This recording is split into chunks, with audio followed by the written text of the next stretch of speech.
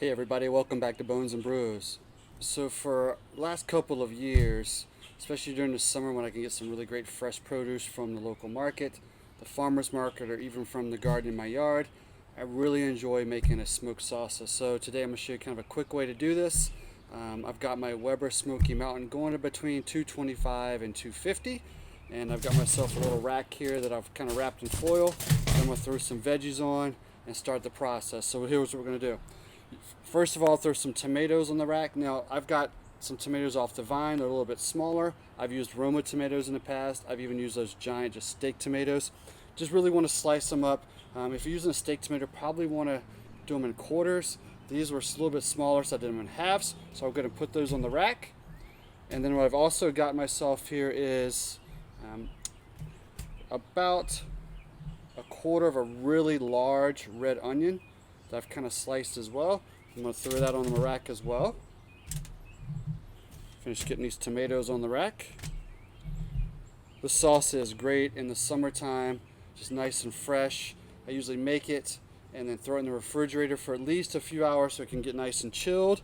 And then it's great on chips to use as a dip. It's also great on like breakfast for eggs. I've used it on burgers actually, and it's just I put it on everything, tacos, whatever I have, because I usually make a ton of it.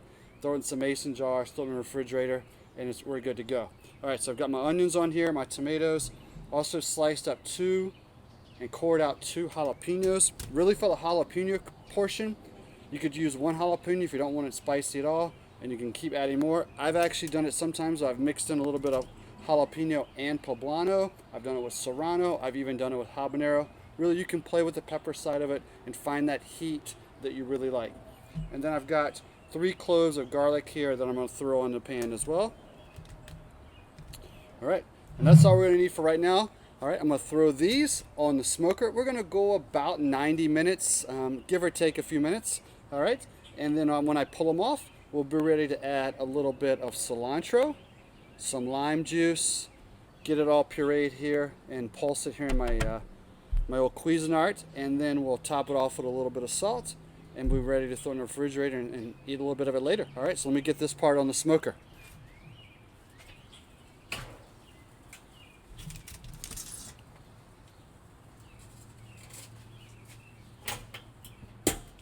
We'll come back and check that in about 90 minutes.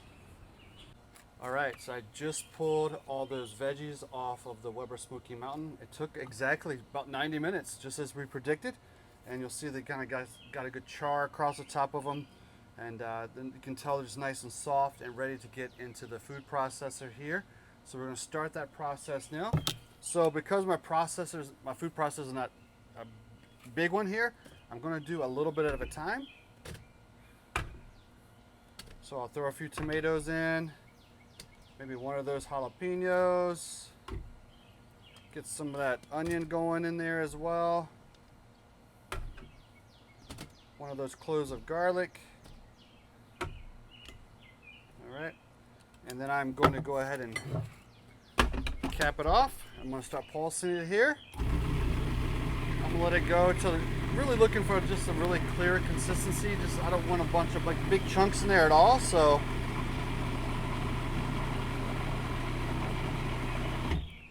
all right, that's looking good. So I'm gonna take a couple minutes here. I'm gonna finish this up, and then we'll be ready to taste test. All right, so now I've reloaded the food processor, and I also want to make sure that I put in about a cup of that fresh cilantro. So I'm gonna go ahead and sprinkle that in across the top. And I'm gonna use an entire lime, and I'm gonna go ahead and squeeze that lime in there as well.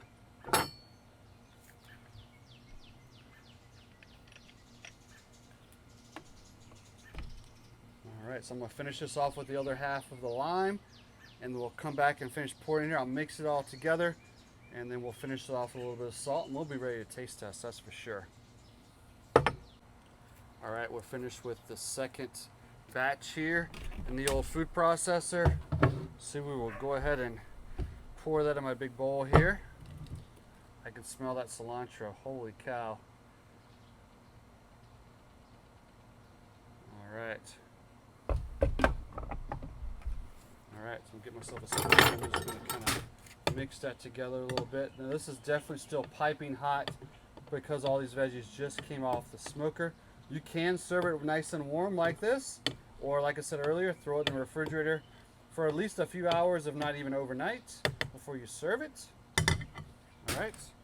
All right, so this is ready to roll here. I'm going to go ahead, I've got a little bit of salt here. I'm going to go ahead and just put a little bit of salt across the top of that. Really just, and you don't have to add the salt at all if you really don't want to.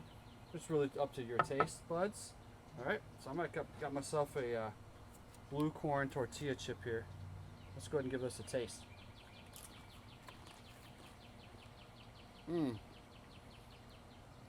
Money. And when I use those 2 jalapenos, and that's exactly the amount of heat I wanted in this. This is perfect, perfect. So I'm gonna finish this up. But like every episode, we need to finish. We gotta grab ourselves a beer. So the family and I just got back from about 2 weeks out in Colorado, and I found this brewery in Frisco, Colorado called Outer Range Brewing. And they had tons of beers on tap and tons of great beers in cans, and it looks like they release beers like every Friday in cans if you're going through that area. So this is one. It was a collab that they did with New Image Brewing out of Arvada, Colorado. This is called Sticky. It is a double IPA. Let's give this one a whirl.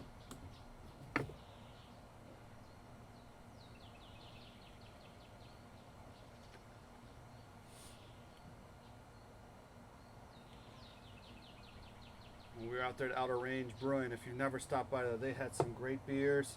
There was a great little restaurant inside of there that served like these chicken dishes.